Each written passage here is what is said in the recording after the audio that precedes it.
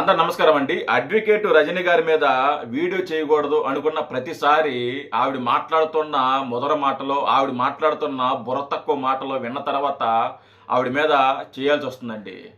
అనవసరంగా ఆవిడకి హైపిస్తున్నాము అనే భావన నాలో ఉన్నా ఆవిడ మీద చేయక తప్పటం లేదు. నిన్న ఆవిడ మాట్లాడుతూ ఏదైతే చంద్రబాబు నాయుడు గారు ఇద్దరు ముగ్గురు పిల్లలు కనండి అని మాట్లాడాడో దాని మీద చంద్రబాబు నాయుడు గారు ఇద్దరు ముగ్గురు పిల్లలు కనమన్నాడు. అలాంటప్పుడు చంద్రబాబు నాయుడు గారు ఒకరినే ఎందుకు కన్నారు, నారా లోకేష్ గారు ఒకరినే ఎందుకు కన్నారు, వాళ్ళు కూడా ఇద్దరు ముగ్గురిని కనొచ్చు కదా అని బుర్ర తక్కువ మాటలు, పిచ్చి మాటలు మాట్లాడుతుంది.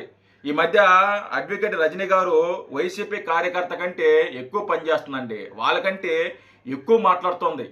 ఒకసారి అడ్వకేట్ రజనీ గారు ఏం మాట్లాడుతున్నారు ఒకసారి వినిపిస్తా వినండి. ఏదైతే ఆచరించి అనుభవంలోకి తీసుకురండి అని అడిగితే బాగుంటదండి. వారు మాత్రం 30-40 సంవత్సరాల క్రితమే ఒక విజనరీ ఉన్న వ్యక్తిగా ఆడబిడ్డల వల్ల సమస్య వస్తుంది అని భావించి ఆయన ఒకే ఒక బిడ్డని కన్నారు. వారి మామగారు నీకు బుర్ర లేదనేది ఎందుకే నీకు బుర్ర లేదు? మరి నువ్వు చదువుకొని లాయర్ అయ్యావా లేకుంటే లాయర్ అయ్యావా నాకు నిజంగా అర్థం కాల. ఆడపిల్లల కంటే సమస్య వస్తుందని ఆడపిల్లకి అనలేదా? బుద్ధిని మాట్లాడుతున్నావా, బుద్ధి లేకుండా మాట్లాడుతున్నావా? మాట్లాడు, చెప్తా మాట్లాడు. 7 ఉన్నారు ఆయనకి బిడ్డలు. కనీసం ఈయన 2-3 కనుండొచ్చు. ఈయన అసలు ఒకటే నినాదం ఒక బిడ్డనే కన్నాడు. అంటే ఆడబిడ్డల వల్ల సమస్య వస్తుందని గౌరవ జగన్మోహన్ రెడ్డి గారి వాళ్ళ నాన్నగారు అయినటువంటి రాజశేఖర రెడ్డి గారికి తెలియపోయింది. అదే రకంగా కేటీఆర్ గారి తండ్రి గారు అయినటువంటి కేసీఆర్ గారికి తెలియపోయింది. అందుకే కల్వకుట్ల కవిత గారు, ఇటు చూస్తే షర్మిలమ్మ గారు ఈరోజు ఆడబిడ్డలే ఏకుల్లాగా మేకుల్లాగా వచ్చి ఒక ప్రతిపక్ష పార్టీ పెట్టి అన్ననే నిలదీస్తూ ఉన్న పరిస్థితుల్లో మీరు చాలా గొప్పగా అనిపించినారు. మీరు ఎంత విజనరీ అంటే ఈరోజు లోకేష్ గారికి ఎదురు లేదు, బదురు లేదు, మొత్తం అంతా మీరే. సో ఇంత గొప్పగా ఆడబిడ్డల్ని కంటేనే సమస్య అనుకొని ఆలోచించిన వారు మీరు ఈరోజు ఆడబిడ్డల్ని కనియండి అంటే వారేమన్నా యంత్రాలు అనుకున్నారా? లేకపోతే బిడ్డల్ని కండానికి ఒక మంత్రాలు వేస్తే పుట్టేస్తారనుకున్నారా? నవమాసాలు మోసి కనే తల్లి అంటూ అసలు ఒక గర్భము అంటే మీకు తెలుసు, మళ్ళీ పురిటి నొప్పులతో బిడ్డ తల్లి చనిపోతుందో లేదో. ఈరోజు కూడా మొన్నటి రోజు ఒక చీరాల హాస్పిటల్లో, ఒక కార్పొరేట్ హాస్పిటల్లో 9 నెలలు కన్నా తల్లి ఒక 10 రోజులు హాస్పిటల్లో అడ్మిట్ అయ్యి కూడా స్పాట్లో చనిపోయారు. చనిపోతే ఎలా చనిపోయిందో తెలియలా, పురిటి నొప్పులతో చనిపోయింది అనుకున్నారు. డాక్టర్ల నెగ్లిజెన్సీ వల్ల చనిపోయింది అంటూ ఎంక్వైరీ చేయగా తెలిసి నేనే దగ్గరుండి డెడ్ బాడీని తవ్వించి పోస్ట్ మార్టం చేయించిన. అరే అన్ని ఫెసిలిటీస్ ఇచ్చిన ఒక తల్లి చనిపోయింది ఒక డాక్టర్ నెగ్లిజెన్సీ వల్ల, లేకపోతే ఇంకా దేని వల్ల?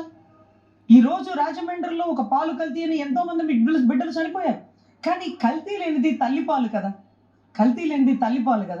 అసలు ఇప్పుడు ఎంత అనారోగ్యభరితం అయిపోతుంది. నాకు ఒకటే బిడ్డ, చంద్రబాబు గారు నాకు ఒకటే బిడ్డ, కానీ నా అనారోగ్యం వల్ల ఇంకొక బిడ్డని కనలేకపోయానని ప్రతిరోజు బాధపడతా. నా బిడ్డకి ఇంకొక తోడు ఉంటే బాగుండని ప్రతిరోజు ఆలోచిస్తా. కళ్ళ ముందు 2-3 బిడ్డలు కదిలి వెళ్తుంటే నా బిడ్డకి ఆ బిడ్డని ఇవ్వలేకపోతున్నాను తోడునని ప్రతిరోజు బాధపడతా. కానీ మీకు ఆ బాధ లేదేంటో? మీరు చాలా ధైర్యంగా మీరు చేసిన తప్పని మళ్ళీ లోకేష్ గారితో చేపించు, మళ్ళీ దేవంశ్ గారు పుట్టారు. మీరు చెప్పండి, లోకేష్ గారికి చెప్పండి, నారా బ్రాహ్మణి గారికి చెప్పండి, అమ్మ మన 4 కన్నాం, తర్వాత అసెంబ్లీలో ఈ బిల్ని పాస్ చేద్దాం, ఏదైతే ఆచరించాక అడిగితే బాగుంటుంది, లేకపోతే ఆడబిడ్డల్ని అడిగే హక్కు మనకు లేదమ్మా అని. అరే అమరావతి 33,000 ఎకరాలు తీసుకోవడానికి కూడా రైతులతో చర్చలు చేసి మీరు ఆ డెసిషన్ తీసుకున్నారే, మరి ఆడబిడ్డలతో చర్చలు చేయాలని మీకు అనిపించలేదా అండి? ఈరోజు గర్భసంచి క్యాన్సర్, బ్రెస్ట్ క్యాన్సర్, యోని క్యాన్సర్ అన్ని ఆడబిడ్డలకి. ఇన్ని సమస్యలతో నలిగిపోతూ రక్తహీనత వస్తే మీరు అవేవో పప్పు చెక్కలు ఇచ్చేస్తున్నారు, పప్పు చెక్కలు పంచిపెట్టి రక్తహీనత తగ్గిపోమంటున్నారు.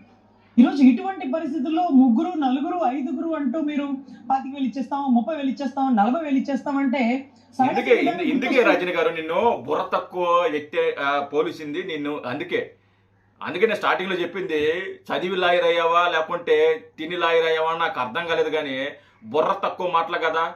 ఇప్పుడు చంద్రబాబు నాయుడు గారు ఒక లెక్కతో, ఒక విజనరీతో ఆయన 2-3 పిల్లల్ని కనమండండి అని ఇప్పుడు చెప్పాడు. గతంలో ఒకరిని కనండి, 2 వద్దు అని అది చెప్పింది కూడా చంద్రబాబు నాయుడు గారు. అప్పుడు అలా ఎందుకు చెప్పాడు, అప్పుడు ఎందుకు ఒకరిని కనమన్నాడు, ఇప్పుడు ఎందుకు 2-3 కనమన్నాడు అనేది మీరు ఒకసారి బేరేజ్ చేసుకోవాలి. చంద్రబాబు నాయుడు గారు ఆ రోజు చెప్పిందండి ఏంటంటే, ఎందుకంటే ఏదైతే ఒకరినే కనండి అని ఎందుకు చెప్పాడంటే, అప్పుడు ఉమ్మడి ఆంధ్రప్రదేశ్ అంటే తెలంగాణ ఆంధ్రప్రదేశ్ కలిసి ఉన్నాయి. అప్పుడున్న పాపులేషన్ ప్రకారం ఒకరి చాలు, ఒకరి చాలు. ఈ ఇద్దరు ముగ్గురు కానీ ఎక్కువ పాపులేషన్ అవసరంలా. ఎందుకంటే అప్పుడున్న తెలంగాణ ఆంధ్రప్రదేశ్ ఉన్న పాపులేషన్ కరెక్ట్ సరిపోయింది. సో ఎక్కువ అవసరం లేదనిపించింది. అప్పుడు ఒకరు చాలు అని అన్నారు చంద్రబాబు నాయుడు గారు. సో దానికి మాట నిలబెట్టుకోవాలంటే చంద్రబాబు నాయుడు గారు ఇద్దరు ముగ్గురు నలుగురిని కంటే కన్న తర్వాత మీరు ఒకరినే కనండి అని చెబితే బాగోదు కదా. మనం ఒకరికి నీతులు చెప్తున్నామంటే ముందు దాన్ని మనం పాటించాలి కదా, అవునా కదా? సో చంద్రబాబు నాయుడు గారు అలా అంటే ఒకరినే కనడానికి అదొక కారణమై ఉండొచ్చు. మనం ఒక సందేశం ఇస్తున్నాము, మనం ఒకరిని కందాము, తర్వాత జనాలకి వాళ్ళని కూడా ఒకరిని కందాము, దానివల్ల పాపులేషన్ తగ్గిపోద్ది అని ఒక సందేశం ఒక మైండ్లో ఉండొచ్చు. మేబీ దానివల్ల కూడా ఒకరినే కనుండొచ్చు. రెండోది, ఇప్పుడెందుకు ఇద్దరు ముగ్గురిని కనమంటున్నారు అనేది మీరు ఒకసారి ఆలోచిస్తే, తెలంగాణ ఆంధ్రప్రదేశ్ విడిపోయిన తర్వాత ఆంధ్రప్రదేశ్లో పాపులేషన్ తగ్గిపోయింది. సో ఇప్పుడు మన పాపులేషన్ పెంచాలి. మనకి పాపులేషన్ పెరిగితే, మనకు జనాభా ఎక్కువగా ఉంటే దానివల్ల చాలా లాభాలు ఉన్నాయి. మన రాష్ట్రానికి చాలా లాభాలు ఉన్నాయి. ఎంపీ సీట్లు పెరిగే అది వేరే, అది పెరుగుతుంది, అదొకటి. రెండోది, కేంద్రం నుంచి రావాల్సిన నిధులు కానీ ఇతర రాష్ట్రాలతో అంటే అన్ని రాష్ట్రాలతో పోల్చుకుంటే మన రాష్ట్రంలో పాపులేషన్ చాలా తక్కువ. సో అన్ని రాష్ట్రాలు అభివృద్ధి చెందుతాయి. పాపులేషన్ ఎక్కువగా ఉంటే దానివల్ల కేంద్రం నుంచి వచ్చే నిధులు కానీ లేకుంటే ఎంపీ సీట్లు కానీ వాటెవర్ ఉంటాయి అన్నమాట. సో ఆ లెక్కన ఆలోచిస్తే అన్ని రాష్ట్రాలు ముందుకు వెళ్ళిపోతాయి. ఎందుకంటే పాపులేషన్ ఉన్నాయి, కావాల్సిన బడ్జెట్ కూడా ఎక్కువ పెరుగుతుంది వాళ్ళకి. సో వాళ్ళకి ఎక్కువ వెళ్ళిపోతుంది. సో మనకు కూడా అలా రావాలి అంటే మనం కూడా ఇద్దరు ముగ్గురిని కంటే మనకు కూడా కేంద్రం నుంచి రావాల్సిన నిధులు కానీ లేకుంటే ఎంపీ సీట్లు కానీ ఇలా నియోజకవర్గాలు కానీ ఇవన్నీ కూడా పెద్ద స్థాయిలో పెరిగి మన రాష్ట్రం కూడా డెవలప్ అవ్వద్దాయి అని ఒక ఉద్దేశంతోనే చంద్రబాబు నాయుడు గారు ఆ మాట చెప్పారు. ఊరికే మైక్ ఉంది కదా, లేకుంటే మన పిచ్చి మాటలు మాట్లాడితే కుదరదు కదా. తెలివితో మాట్లాడాలి. ఏది మాట్లాడినా చంద్రబాబు నాయుడు గారు అంత అవగాహన ఉండి ఒక మాట మాట్లాడు. ఆయన అవగాహనతోనే మాట్లాడతాడు, ఆయన ఒక ఇజనతోనే మాట్లాడతాడు.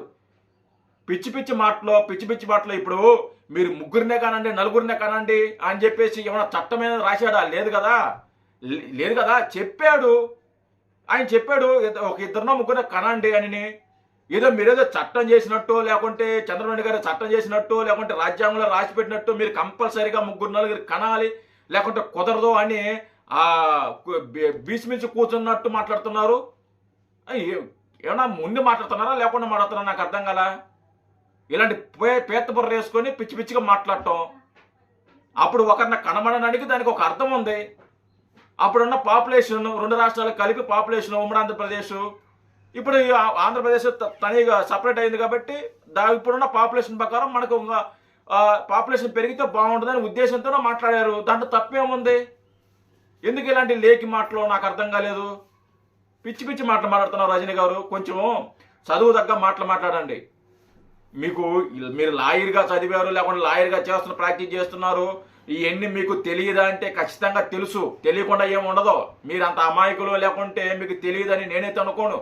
ఖచ్చితంగా మీకు తెలుసు.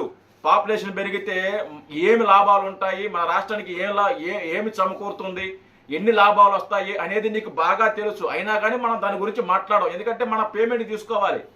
మన పేమెంట్ తీసుకొని మనం మాట్లాడాలి.